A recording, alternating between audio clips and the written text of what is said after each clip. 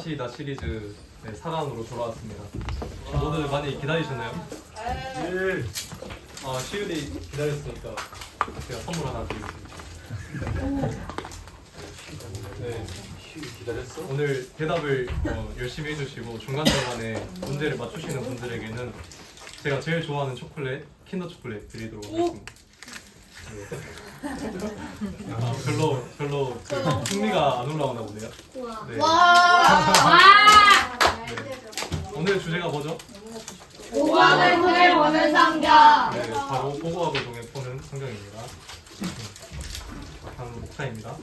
먼저 오늘 고고학이 뭔지 알아보고, 그 다음에 시대를 구분해서 고고학적으로 어떤 것들이 발굴되었는지 한번 알아보겠습니다. 그리고 마지막으로 이걸 우리가 왜 알아야 하는지 한번 살펴보도록 하겠습니다.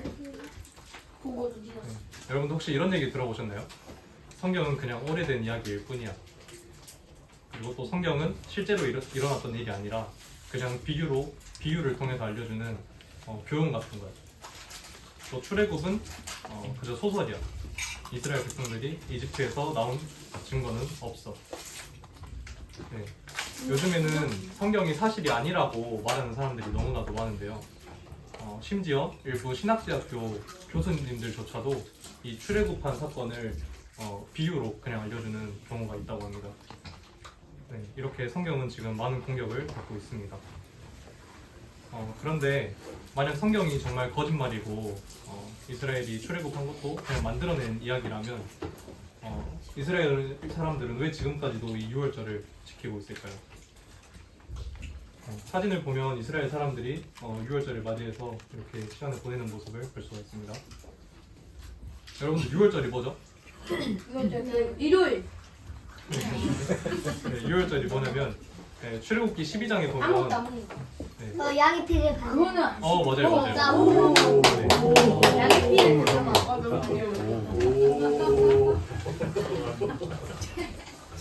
출애굽기 12장에 보면 너희는 이 날을 기념하여 여호와의 절기를 삼아 영원한 규례로 대대로 지킬지니라. 이렇게 하나님께서 이스라엘 백성들에게 말씀하시는 모습이 나와 있습니다. 혹시 애굽에서 하나님의 마지막 재앙이 뭐였죠? 장자를. 네, 맞아요. 처음 난 모든 것이 다 죽는 재앙이었습니다. 그런데 이 재앙을 어떻게 피할 수가 있었죠? 문에다가 양의 피를 바르면 돼요. 네, 맞아요. 네, 문인방과 또 좌우 문설주에 어린 양의 피를 바르면 그 재앙을 피할 수가 있었습니다. 네. 근데 이 재앙이 있고 나서 그 다음 날에 이스라엘 백성들이 이제 이집트에서 탈출할 수가 있었어요. 이것을 기념하는 것이 바로 유월절입니다. 근데 만약 출애굽한 것이 거짓말이고 또 사실이 아니라면 왜 이스라엘 사람들은 아직까지도 이 유월절을 지키고 있을까요? 또 안식일이라고 혹시 들어보셨나요? 안식일? 네. 하나님께서 금요일 충기하고 금요일 네, 맞아요. 쉬는 날. 맞습니다. 이스라엘 사람들은 매주 금요일 저녁부터 또 토요일 저녁까지 이렇게 안식일을 지킵니다. 근데 안식일이 왜 생긴 날이죠?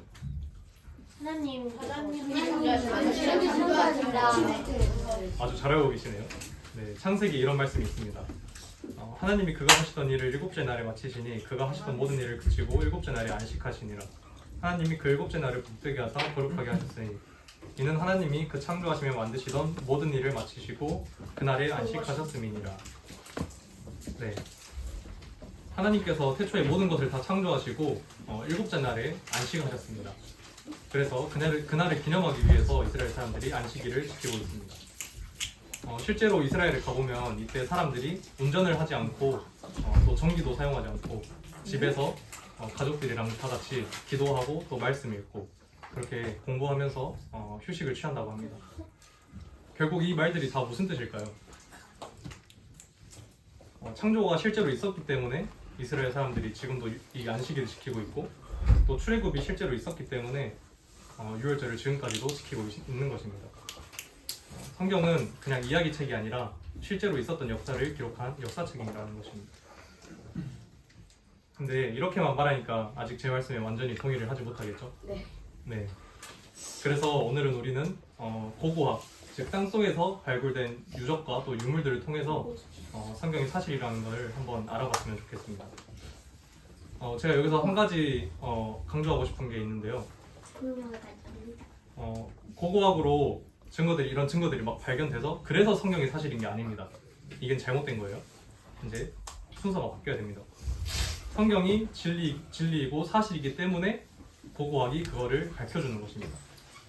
네, 이 인과관계 명확하게 이해가 되셨죠?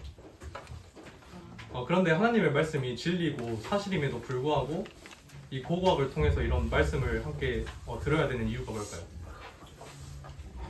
어차피 사실이니. 네, 바로 믿음 없는 자가 되지 말고 믿는 자가 되기 위해서입니다. 요한복음에서 도마는 부활하신 예수님을 믿지 못했고 예수님께서 직접 손과 또 옆구리를 보여주고 나서야 부활하신 예수님을 믿게 됐습니다. 예수님께서 도마에게 이렇게 손과 옆구리를 내어주시면서 믿음 없는 자가 되지 말고 믿는 자가 되라고 말씀하십니다. 이 말씀이 꼭 우리에게 하는 말씀처럼 들리죠. 그래서 오늘 여러분들이 말씀을 듣고 성경에 대한 말씀들이 사실인 것에 대해 믿음을 가졌으면 좋겠습니다.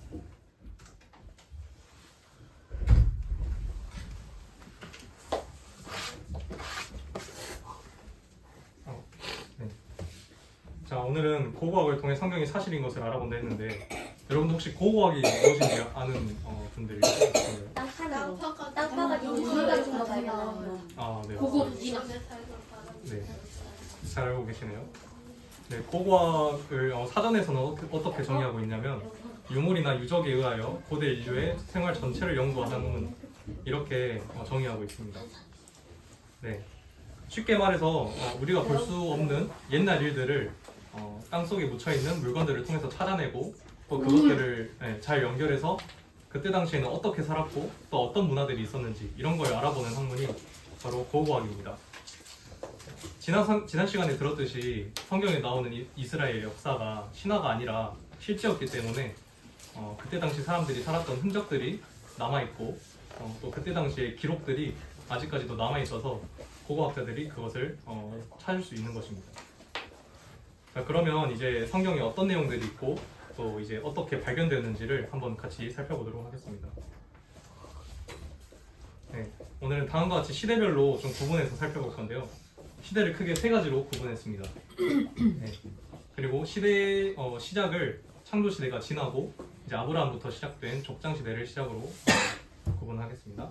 이렇게 세 가지로 구분하겠습니다. 성경의 유적과 기록들이 밝혀진 게 너무나도 많기 때문에 사실 오늘 이 짧은 시간 안에 다 살펴보려면 하루가 너무나도 부족합니다. 그래서 오늘이 다 가버릴 거예요 아마. 그래서 오늘은 시대별로 좀 대표적인 것들만 뽑아서 한번 살펴보겠습니다. 들어가기 전에 한 가지 여러분들이 베이스로 좀 알고 계셔야 될 게 있는데 이 텔이란 걸 여러분들이 좀 알고 계셔야 돼요. 혹시 이 사진만 보고 텔이 뭔지 한번 생각해 보실게요. A를 배면 털. B를 배면 털. 네? 방금 언덕 누가 했죠? 언덕?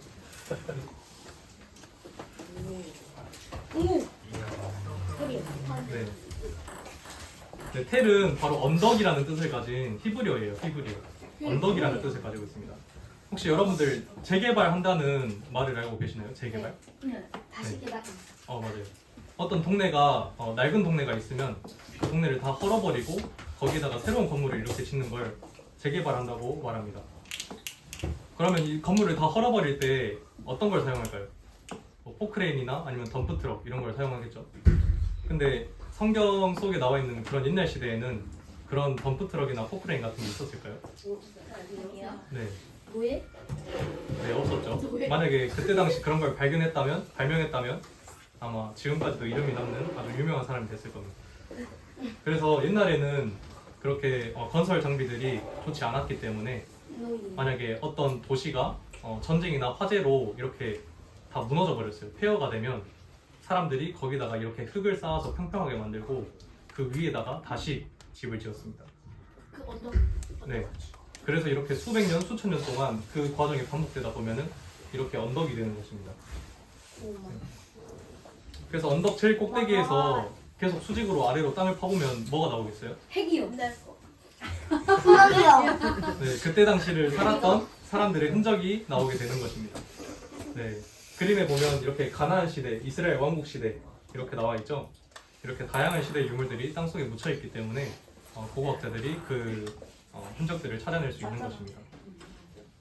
이렇게 땅을 파다 보면 그때 당시 사람들이 살았던 집터 같은 것도 발견되고 사람들이 사용했던 토기 이런 것도 발견됩니다. 이제 이 텔이라는 게 뭔지 잘 아시겠죠? 안 돼요. 네. 잘 아시겠나요? 네. 네, 그럼 이제 첫 번째 시대로 들어가 보겠습니다.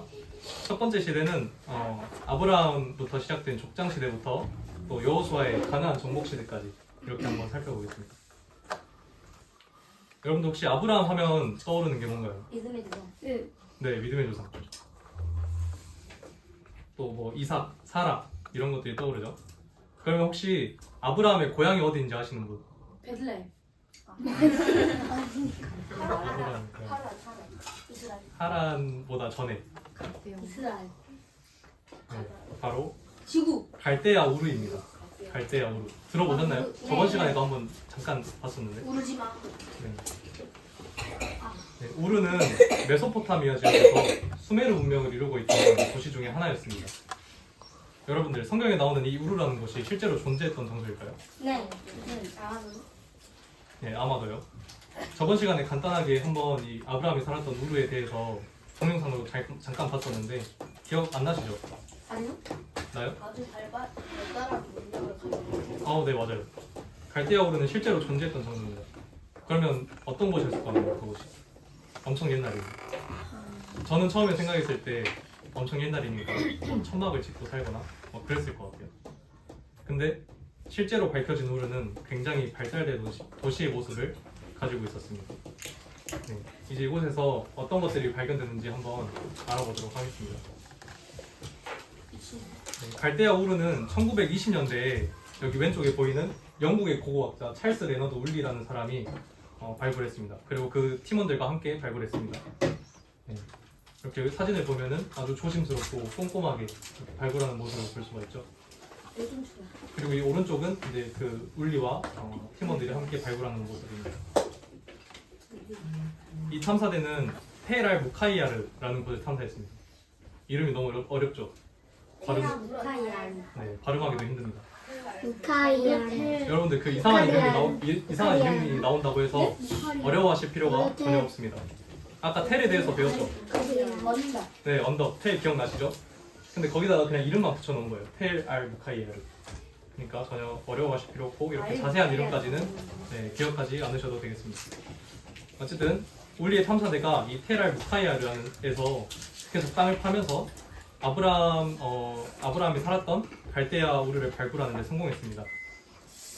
여기에서 뭐가 나왔을까요? 집사. 네, 여기서 아주 다양한 유물과 또 유적들이 나왔습니다.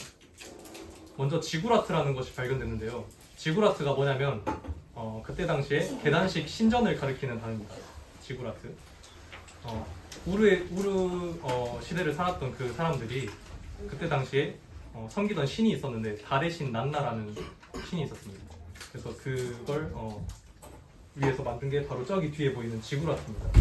여기 앞에 보이는 게 집터고 저기 뒤에가 지구라트. 다음으로 우르 왕의 무덤도 발굴되었습니다. 왕릉이 발견된 거죠. 이렇게 벽돌을 쌓아서 무덤을 만들고 천장을 아치 형태로 만들어 놓은 모습을 볼 수가 있어요. 아치요? 아치. 네, 그때 당시 우르의 이런 건축 기술들을 볼 수가 있죠. 누군데요? 무카이야. 야르? 다음으로 왕실에서 사용하던 물건들도 발견되었습니다. 여잔가? 이렇게 화려한 장신구랑 또 이렇게 금으로 된 투구 이런 게 무덤에서 나왔어요. 왜 이런 무덤에서 이런 보물들이 나왔을까요? 장식? 죽은 사람의 죽었을 때 거기 물건. 그 보물을 그 여기다가 죽은 사람의 물건. 그건 다음에 맞아요. 좀더 뭔가 이 시대에는 왕이 죽으면 죽어서도 이렇게 궁전에서 살았던 것 같이 화려하게 살아라 이렇게 하는 마음에서 이런 보물들을 같이 묻은 거예요. 근데 이런 사상이 순장이라는 형태로도 나타났는데 혹시 순장이 뭔지 아시나요? 대장. 네, 뭔 된장, 고추장 이런 거 아니고 네, 이런 순장이 뭐냐면 여러분들 혹시 그 한국사 시간에 부여라는 나라를 배우셨나요? 알아요. 부여 알아요? 네. 네, 그 부여에서도 이 순장을 행했는데 순장이 뭐냐면 이 왕이 죽으면 그 왕을 섬기던 아, 신하들까지 신은 죽이는 거. 거기 네. 무덤에다 묻히는. 맞아요. 신하들까지 같이 이렇게 무덤에 묻는 아, 겁니다. 생각나지 않아요? 생물상 아니야? 그런 장례 풍습의 생매장. 생체 파스타 이런. 그래서 왕이 죽으면 이렇게 같이 묻는 게 순장입니다. 생체 기운. 약속 되게 이런 순장 풍습이 우르에서도 발견되었다고 합니다. 네. 다음으로 이렇게 그때 당시에 주거 지역도 이렇게 발견이 되었어요. 이렇게 왼쪽 사진에 보면은 이렇게 주택들 사이로 길이 나 있는 걸 볼 수가 있죠. 위에는 줄여. 네. 여기서는 뭐 점포 같은 것도 발견되고 또 작업장, 뭐 점포요? 학교 이런 것들도 발견되었다고 합니다. 뭐 있을 건 다 있었던 곳이었던 것 같네요. 네. 실제로 벽돌이로 지었네요. 네. 실제로 메소포타미아 지역 중에 다른 어떤 도시들도 이 우르의 문명을 따라올 수가 없었다고 합니다. 심지어 그 바벨론 알죠? 바벨론. 네. 느부갓네살 대왕 시절에 그 바벨론도 그 사람들이 살았던 주거 지역이 이 우르에 비하면 초라할 정도로 느껴졌다고 합니다. 여기 뺑놀이에요. 바벨론 대도시에 살았던 주민들에 비해서 무려 1500년이나 앞선 이 우르 주민들이 방이 13개나 딸린 아주 넓은 주택에서 살았다는 것이 발견되었습니다. 오른쪽 그림을 보면 방이 여러 개가 있는 걸 볼 수가 있죠. 뺑놀합니다. 자, 이제 우르에서 마지막으로 하나만 더 살펴보겠습니다. 우르를 발굴하면서 이렇게 쐐기 문자가 적힌 점토판이 발견됐는데 이 발견이 정말 중요합니다. 왜냐하면 쐐기 문자는 역사상 최초의 문자로 알려진 문자인데요. 이렇게 문자가 남아 있어서 그때 당시에 우르의 생활을 알 수가 있고 어떤 풍습을 가지고 있었는지 이런 것들을 우리가 알 수 있는 것입니다. 이게 뭐가 뭔지. 야르. 저의 예상과는 다르게 아브라함이 살았던 우르는 굉장히 발달한 모습을 가지고 있었습니다. 아브라함이 이렇게 좋은 곳에서 살았는데 하나님께서 아브라함을 부르셨죠. 어디로 부르셨어요? 가나. 네, 가나안으로 부르셨습니다. 그때 아브라함의 마음이 어땠을까요? 그 가족 때문에. 아파요. 네, 가기 싫었을 것 같아요. 저도 저였으면 못 갔을 것 같아요. 왜냐하면 이렇게 좋은 곳, 이렇게 발달된 곳에서 살고 있는데 하나님께서 어딘지도 모르는 그 가나안 땅으로 부르시면 정말 가기 힘들었을 것 같아요. 아브라함은 믿음의 조상이라는 말이 참 잘 어울리는 사람 같습니다. 자, 이렇게 성경에 나와 있는 아브라함 고향 우르가 실제로 존재했던 것을 한번 알아봤습니다. 여러분들 이렇게 레너드 울리가 아까 그 고고학자 레너드 울리가 이 테랄 무카이아를 우르를 탐사하기 전에 사람들이 어떻게 말했냐면 말도 안 되는. 네, 우르는 성경 속에만 나오는 신화적인 장소다. 그리고 성경은 엉터리다. 이렇게 말했어요. 근데 기술이 발전하고 또 고고학이 발전하면서 이렇게 성경의 사실이라는 것을 알 수가 있습니다. 우리가 알아본 갈대아 우르는 여러분들이 이제 나중에 세계사 시간에 교과서에서도 나오게 됩니다. 이렇게 보면은 여기에 지금 우르가 있죠. 네, 교과서에서 메소포타미아 문명을 설명하고 있는 파트에서 이렇게 우르가 나옵니다. 여기 위에 보면 니네베라는 것도 있는데 여기는 성경에 나오는 니느웨예요. 네, 자 이제 족장 시대를 지나서 여호수아의 가나안 정복 시대로 와보겠습니다. 여러분들 혹시 여호수아가 누군지 다들 아시죠? 네. 네. 모세와 이스라엘 백성들이 출애굽하고 하나님께서 약속하신 땅 가나안으로 갔죠. 네. 근데 바로 가나안으로 갔나요? 아니요. 그러면 어떻게 되죠? 가다. 네. 방향. 광야에서 40년 동안 있었죠.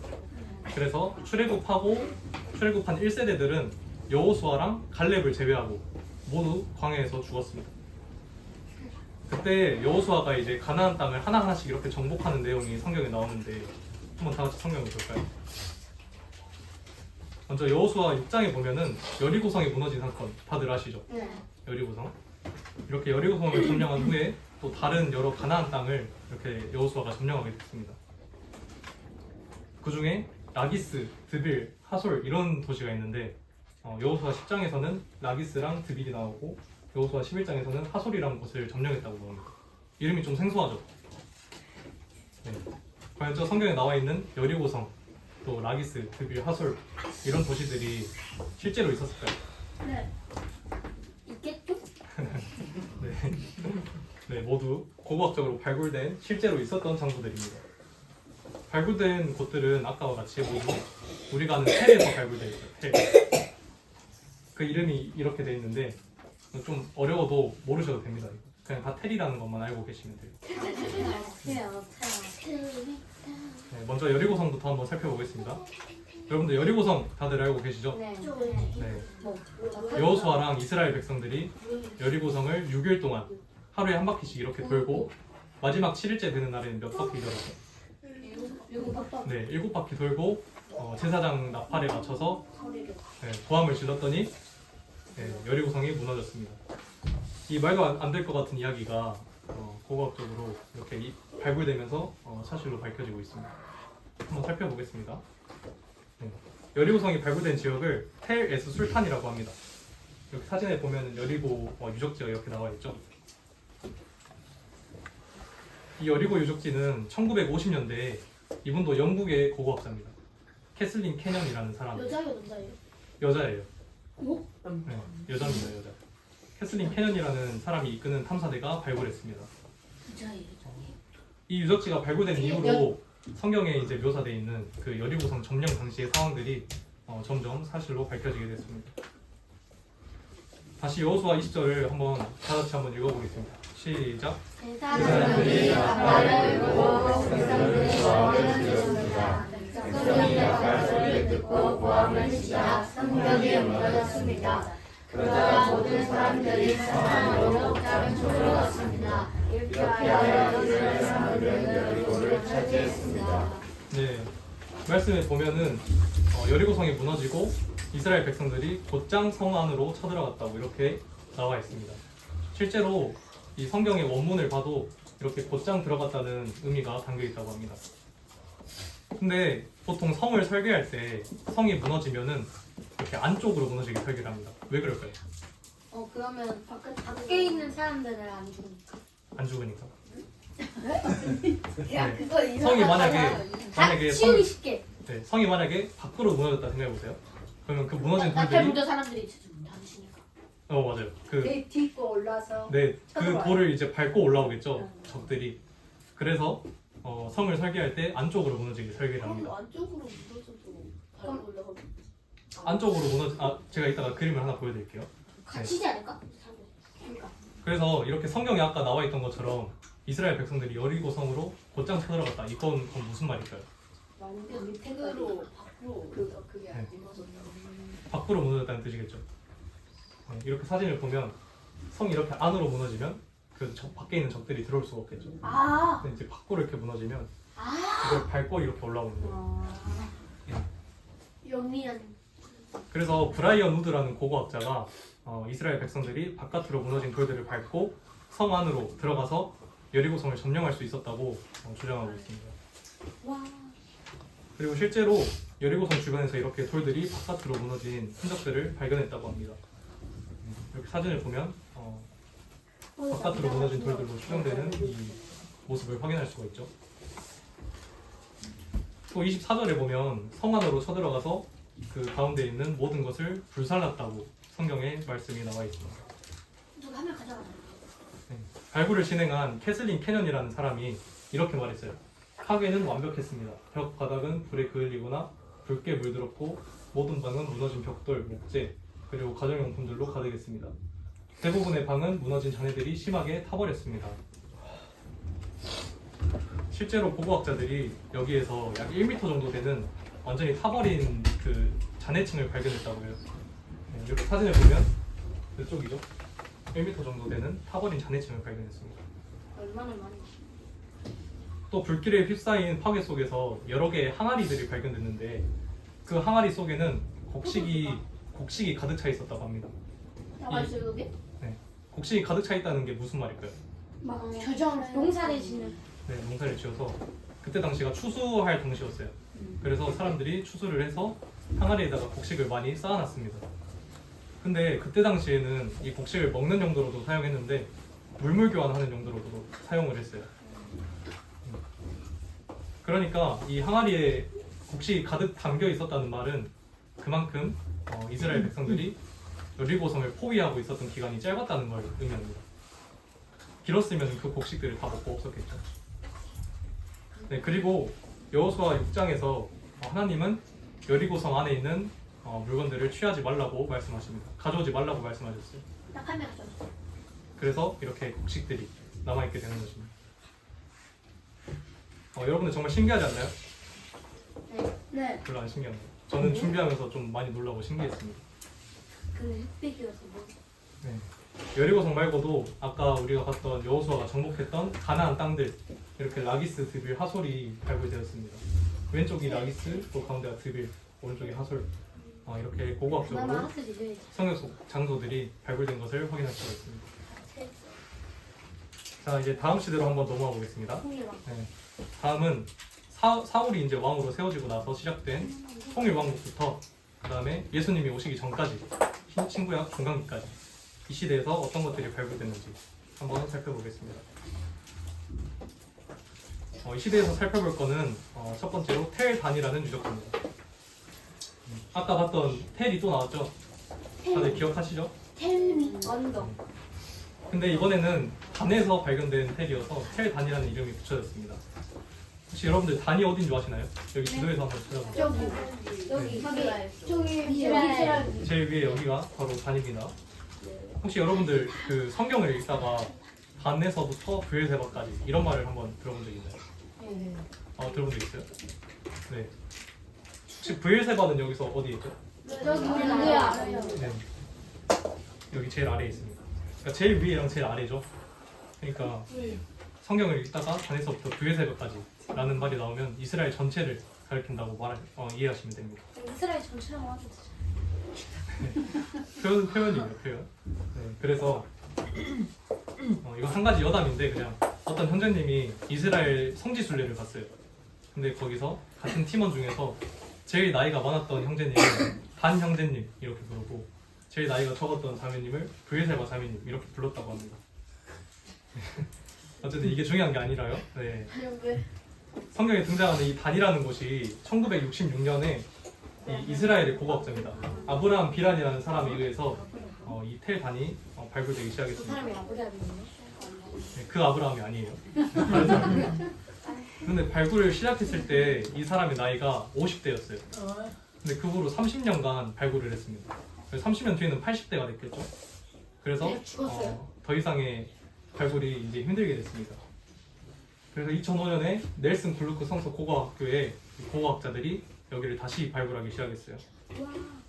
네, 그래서 수년에 걸쳐서 이 텔 단이라는 유적지를 계속해서 발굴했는데 여기서 성경에 나오는 단에 대한 역사적 사실을 뒷받침해주는 아주 많은 발견들이 이루어졌습니다. 지금 텔 단에 가보면 이렇게 되어 있는 걸 볼 수가 있습니다. 예쁜데요? 예쁘죠? 이 텔 단에서 어떤 것들이 발굴됐는지 궁금하시죠? 네. 네, 한번 알아보겠습니다. 이스라엘은 솔로몬의 아들 누구죠? 르호보암입니다. 네. 솔로몬의 아들 르호보암 때 이스라엘이 두 개로 나뉘게 됐어요. 어디랑 어디죠? 북이스라엘 남유다. 네, 북이스라엘 남유다 이렇게 나누게 됐는데 남유다는 그때 당시에 솔로몬의 아까 아들이었던 르호보암이 계속해서 통치하게 됐고 북이스라엘은 여러보암. 오 맞아요. 여로보암 솔로몬의 신하였습니다. 여로보암이 다스리게 됐어요. 둘이 좀 이름이 비슷하죠? 좀 여로보암, 르호보암 좀 이름이 비슷한데 잘 구분하시기 바랍니다. 네, 그래서 여로보암이 북이스라엘의 왕이 되어서 세겜이라는 곳에서 통치를 시작했습니다. 세겜. 여기 지도에 보면 세겜이 저기 사마리아랑 여리고 사이에 있죠. 네. 근데 이 여로보암이 북이스라엘 왕이 되고 첫 번째로 취했던 행동 중에 하나가 뭐였게요? 맞아요. 어떻게 알았죠?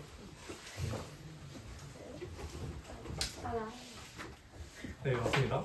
바로 북이스라엘에 예배의 장소를 만들었습니다. 왜 예배의 장소를 만들었냐면 이제 네, 맞아요. 이스라엘 백성들이 북이스라엘 사람들이 원래 예루살렘에서 다 같이 예배를 드렸었잖아요. 근데 이렇게 북이스라엘과 남유다를 나뉘고 나서 예루살렘으로 이제 내려가서 예배를 드리면 이제 그쪽으로 돌아갈까봐 이 북이스라엘에다가 예배의 장소를 마련했습니다. 한번 열왕기 3 12장 27절 제가 읽겠습니다. 만일 이 백성이 예루살렘에 있는 여호와의 성전에 제사를 드리고자 하여 올라가면 이 백성의 마음이 유다 왕 된 그들의 주 르호보암에게로 돌아가서 나를 죽이고 유다의 왕 르호보암에게로 돌아가리로다 하고.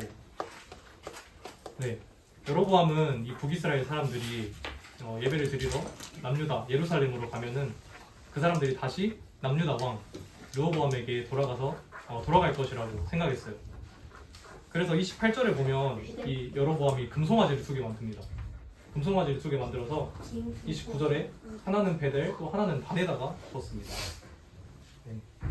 그러면서 이 금송아지가 너네들을 애굽에서 구원시킨 하나님이라고 말합니다. 아주 전형적인 우상 숭배죠. 네, 그래서 이 금송아지를 어디에 뒀다고요? 단이랑 네, 하나는 베델, 하나는 단. 그러면 그 금송아지를 두고 예배를 드렸던 장소가 존재했겠죠. 네. 바로 그 장소가 텔단에서 발굴됐습니다. 텔단 북쪽에서 북이스라엘 성전이었던 한당 유적이 발견되었습니다. 대체 얼마나 바뀌었나요? 많이 봤을 거예요. 네, 여기서는 철제삽, 향로, 또 작은 뿔 달린 제단 이런 것처럼 제사를 지낼 때 쓰이는 많은 유물들이 발견되었습니다. 또 여로보암 시대에 사용되었던 거대한 단상이 하나가 발견됐는데 대부분의 고고학자들이 그 단상이 바로 금송아지가 서 있던 곳이다 이렇게 말하는 것에 동의를 하고 있습니다. 또 텔단에서 아주 중요한 비문이 하나 발견됐습니다. 비문이 뭐냐면 비석에 새겨진 글자가 이제 비문입니다. 네. 1993년에 고고학자들이 이 텔단을 발굴하다가 높이가 32cm, 또 너비가 22cm인 깨진 돌을 하나 발견했습니다.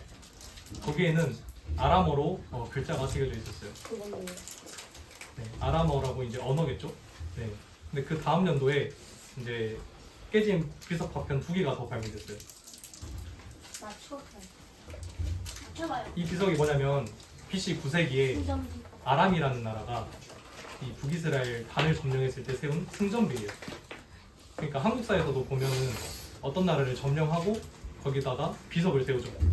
네, 마치 그런 게 발견된 것입니다. 여기에 뭐라고 써 있을까요? 이 비석에 뭐라고 써 있을까요? 이겼다. 우리가 이겼다.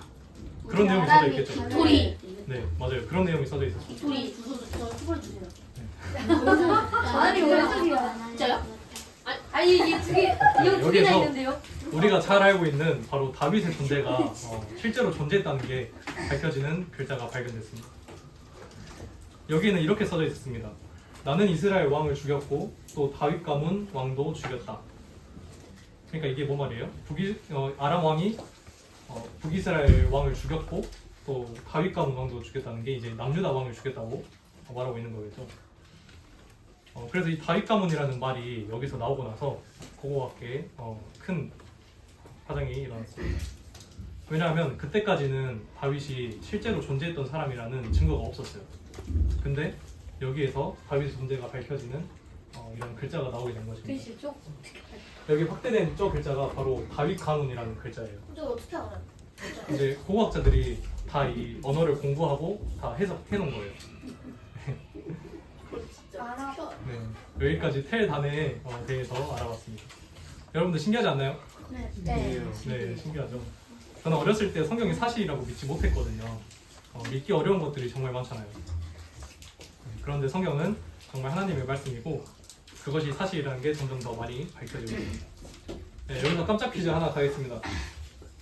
고대 도시가 폐허가 되면 흙을까요? 저요. 주의 목소리가 제일 먼저 들렸어요. 네? 텔. 아 내가 아니고 정답입니다. 안 하려고 했는데. 아 진짜. 자 이제 태양이. 네, 다음으로 넘어가 보기 전에 잠깐 이스라엘 역사를 한번 좀 살펴보겠습니다. 자, 창조 시대가 지나고 아브라함부터 시작된 족장 시대를 걸쳐서 출애굽을 하고 그 다음에 광야에서 40년 동안 생활하고 이제 여호수아가 가나안을 정복해서 가나안에 입국했습니다. 그렇게 사사시 시대가 또 시작되고 사울이 왕으로 세워지고 난 뒤로부터 통일왕국 시대가 됐습니다. 그래서 다윗 솔로몬을 거쳐서 아까 솔로몬의 아들 누구였죠? 에? 아들이요? 솔로몬의 아들. 르호보암. 네. 풀모. 아까 헷갈린다고 했죠. 여로보암이랑. 르호보암. 네, 그래서 르호보암 때 이렇게 이스라엘이 2개로 나뉘었습니다. 북이스라엘 또 남유다. 난방. 그래서 이 부분을 확대시켜 놓은 게 이제 이 그림인데요. 좀 많이 갔는데 좀. 많이 봤죠? 네. BC 722년에 북이스라엘이 압수르에 의해서 멸망했습니다. 그리고 남유다는 BC 586년에 바벨론에 의해서 멸망당하고 또 포로로 잡혀갔습니다. 말 발굴이.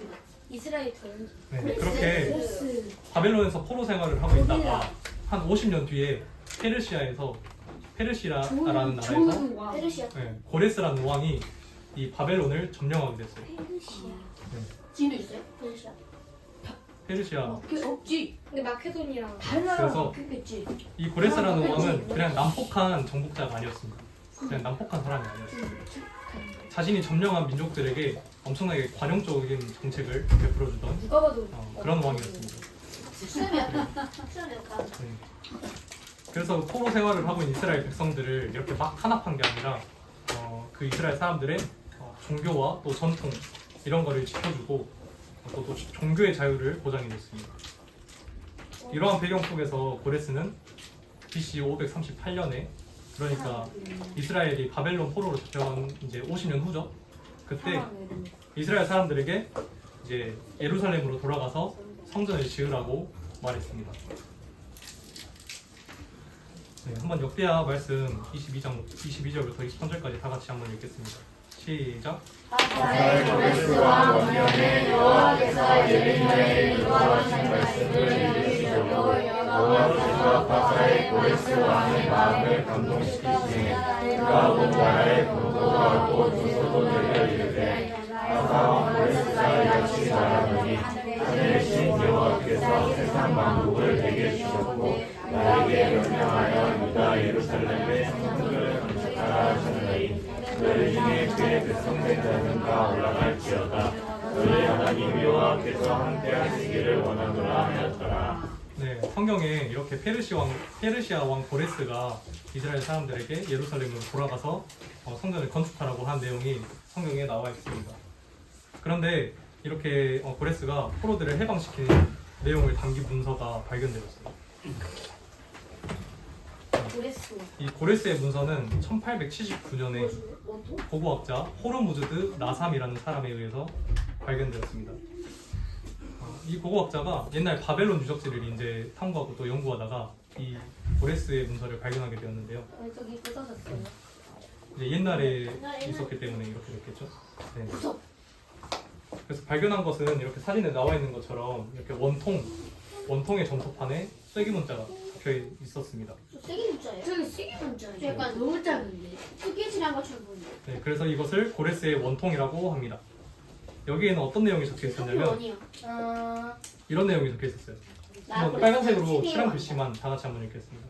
사람들에게 그들 각자의 신을 섬기도록 허락했으며 포로가 된 모든 주민들은 그들의 고향으로 돌려보내었다. 어때요? 아까 성경에서 읽었던 내용이랑 일치하죠? 네. 성경에도 고레스가 포로 생활을 하던 이스라엘 사람들을 예루살렘으로 돌려보내고 성전을 건축하라는 게 나와 있는데 이 고고학자가 발굴한 이 고레스의 원통에도 같은 내용이 나와 있습니다. 정말 성경이 있는 그대로의 역사를 기록하고 있다는 것을 확인할 수가 있습니다. 네, 자 이제 두 번째 시대에서 마지막 발견을 한번 알아볼 건데요. 먼저 들어가기 전에 이 이사야 40장 8절 말씀 다 같이 한번 읽겠습니다. 시작. 마르고 꽃을 시든다. 우리 하나님의 말씀을 영원히 서리라 하라. 네, 이사야 40장 8절입니다. 많은 고고학자들이 이 성서 고고학 발견 중에서 가장 대표적인 걸 하나 뽑아봐라 하면은 두루마리. 이 사회 두루마리를 뽑습니다. 이게 뭐예요? 네, 이제 말씀드릴게요. 이제 심지어 하나님을 믿지 않는 고고학자들도 이 사회 두루마리의 발견이 현대 고고학 중에서 가장 위대한 발견 중 하나라고 평가하고 있습니다. 여러분들 혹시 사해라는 곳을 알고 계시나요? 사해? 네. 소금 엄청 많은데. 소금 엄청 많아가지고. 그냥 얘기했습니다. 여기 지도에서 물고기도 보면 없고. 이스라엘이랑 요르단 사이에 있죠. 사해가 있죠. 혹시 이 사해가 방금 말한 것처럼 이렇게 둥둥 떠다니는 곳입니다. 가보자. 뭐야? 차 한번 가보자. 어떤 사람이 가도 둥둥 떠다닐 수 있어요. 저같이 수영 못하는 사람이 가도 박태환이 될 수 있습니다. 진짜요? 이 사해바다 근처에 있는 진짜 동굴에서 뭐예요, 저 아래? 스케이트보다요? 이 사해바다의 근처에 있는 동굴에서 엄청난 것이 발견됐어요. 왜 나갔어? 뭐가 발견됐는지 한번 이야기 속으로 들어가 보도록 하겠습니다. 뭐가 말이에요? 두루마리. 어디 있는 거야? 그러게. 1947년에 양치기였던 모하메드라는 소년이 뭐하네? 평소처럼 양을 이렇게 돌보고 있다가 우리 양이 한 마리가 없어졌어요. 네? 양이 한 마리가 없어져서 그 사라진 양 한 마리를 찾기 위해서 여기저기 이렇게 찾아다닙니다. 굳이 한 마리. 안식이. 이렇게 찾아다니다가 사해바다 북쪽에 있는 이 바위 계곡을 이렇게 찾아보게 됐어요. IQ 뭐야 너? 이 바위 계곡에는 바위 동굴이 이렇게 많이 있는데 여기 동굴 보이시죠? 네. 이런 동굴이 많이 있었어요. 여기를 지금은 이제 쿰란 동굴이라고 부릅니다. 무슨 소리야? 쿰란. 쿰란? 쿰란. 네. 쿰란. 근데 사해 지역은 워낙 더워서 이렇게 기르던 양들이 더위를 피하려고 이 바위 동굴 안으로 들어가는 일이 꽤 흔했다고 합니다. 그래서 양이 이렇게 동굴 안으로 들어갔을까봐 아까 그 양치기 모하메드라는 소년이 동굴 안에다가 돌을 던져봤어요. 네. 근데 평소 같았으면 어떤 소리가 들렸을까요? 네, 돌이 이렇게 바위랑 부딪히는 소리가 났겠죠? 네. 아. 근데 돌을 던졌더니 쨍그랑 하고 항아리가 터지는 소리가 났어요. 그래서 모하메드가 이거를 이상하게 생각해가지고 자기 동료 2명을 더 데리고 이 쨍그랑 소리가 났던 동굴을 찾아봤습니다. 소금? 근데 거기서 뭐가 발견됐게요? 항아리? 항아리? 항아리? 네. 그릇 항아리 항아리. 두루마리 원통 사회 두루마리 그지? 도현이 형 대답 잘해줬어요. 대답이. 네. 저도 주세요. 네, 거기서 두 개나 먹었잖아요. 히브리어가 적혀있는 두루마리들이 나왔습니다.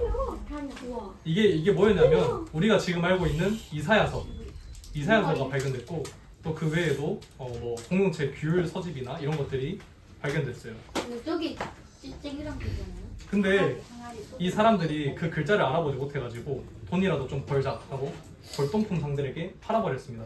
그 두루마리를 팔았어요.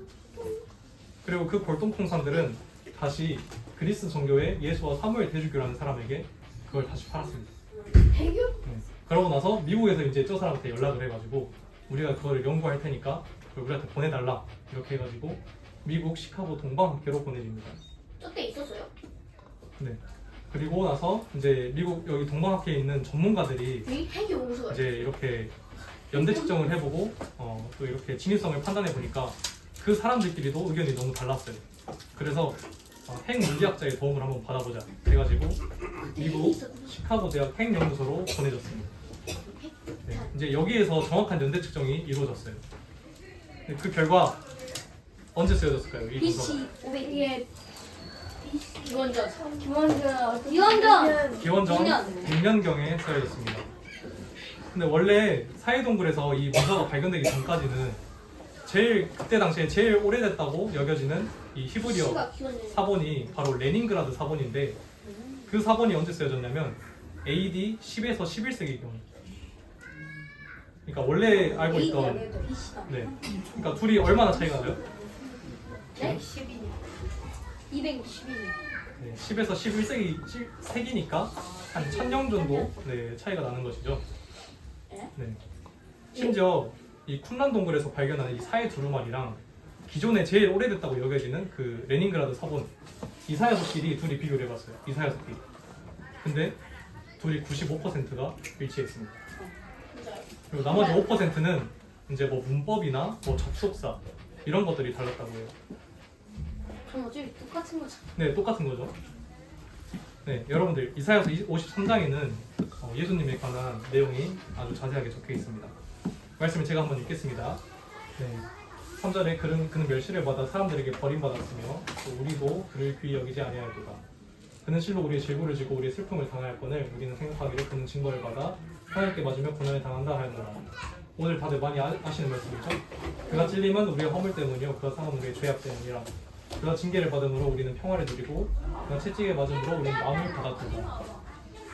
이 뒤로도 예수님께서 십자가에 달릴 내용과 또 그에 대한 사람들의 반응이 이어져 있습니다. 근데 유대인들은 이 이사야서 53장을 읽지 않는다고 합니다. 왜냐하면 유대인들은 예수님을 믿지 않기 때문인데요. 그래서 그 사람들은 이 이사야서 53장이 이제 예수님 시대 이후에 어떤 사람이 몰래 거기다 53장에 끼워 넣었을 것이다. 이렇게 말하고 있어요.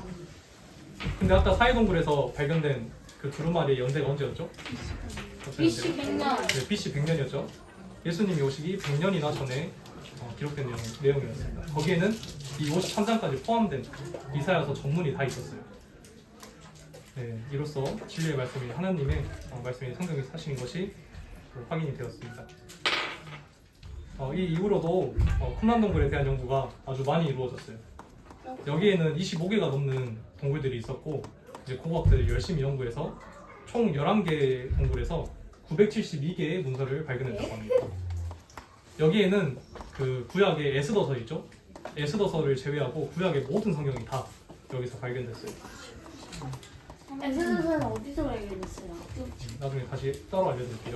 네, 그러니까 한 명의 양치기가 아까 우연히 던진 돌에 이렇게 놀라운 고고학적인 발견이 이루어지게 된 거죠.